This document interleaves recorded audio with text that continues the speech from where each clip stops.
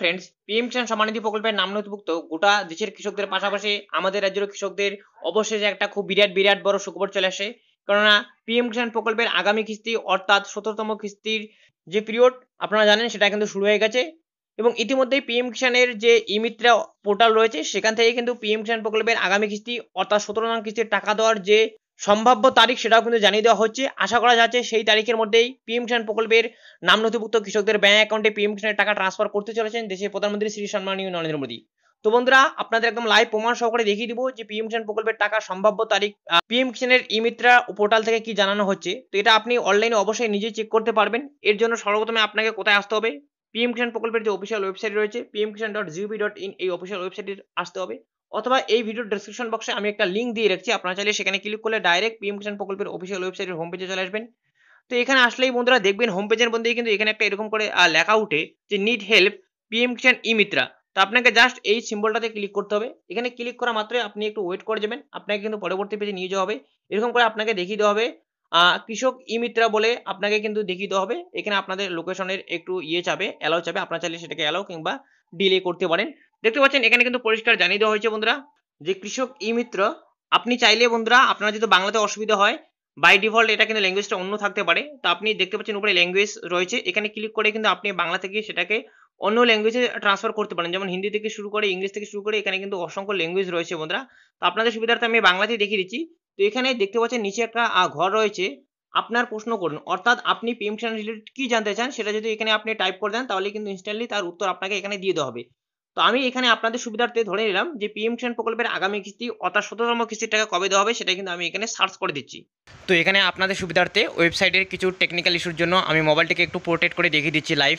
তো দেখুন আপনাদের সুবিধার্থে আমি এখানে লাইভ সার্চ দিয়ে দেখিয়ে দিব যে আপনারা যারা বর্তমানে পিএম কিষাণ প্রকল্পের 17 ইনস্টলমেন্টের ডেট জানতে চান তারা যদি এখানে এই যে প্রশ্ন করেন যে পিএম কিষাণ 17 ইনস্টলমেন্ট ডেট এটা লিখে যদি সার্চ দেন তাহলে দেখবেন এখানে কিন্তু অফিসিয়ালি একটা অ্যান্সার দিয়ে দেওয়া হবে বন্ধুরা। দেখুন আপনাদের একদম লাইভ দেখাচ্ছি, এখানে কিন্তু অফিসিয়ালি অ্যান্সারটা দিয়ে দেওয়া হচ্ছে এবং দেখতে পাচ্ছেন অন স্ক্রিন একদম লাইভ এখানে কিন্তু অ্যান্সারটা দিয়ে দেওয়া হয়েছে এবং পরিষ্কার জানিয়ে দেওয়া হয়েছে যে প্রিয় সুবিধাভোগী পিএম কিষাণের পরবর্তী কিস্তির অর্থ প্রদান 2024 সালের জুনের প্রথম সপ্তাহে প্রকাশ করা হবে বলে আশা করা হচ্ছে। সঠিক তারিখ শীঘ্রই ঘোষণা করা হবে। তো অন স্ক্রিন আপনারা একদম লাইভ দেখতে পেলেন যে পিএম কিষাণের ই পোর্টাল থেকে যে ই-মিত্রার যে অফিসিয়াল পোর্টাল রয়েছে বন্ধুরা, সেখান থেকে কিন্তু জানিয়ে দেওয়া হচ্ছে যে পিএম কিষাণ প্রকল্পের আগামী কিস্তি অর্থাৎ 17তম কিস্তি জুনের প্রথম সপ্তাহে দেওয়া হবে। তবে এখনো অবধি কিন্তু কেন্দ্রীয় কৃষি দপ্তর থেকে যেটা অফিসিয়াল ঘোষণা মানে অফিসিয়াল তারিখ সেটা কিন্তু ঘোষণা করা হয়নি।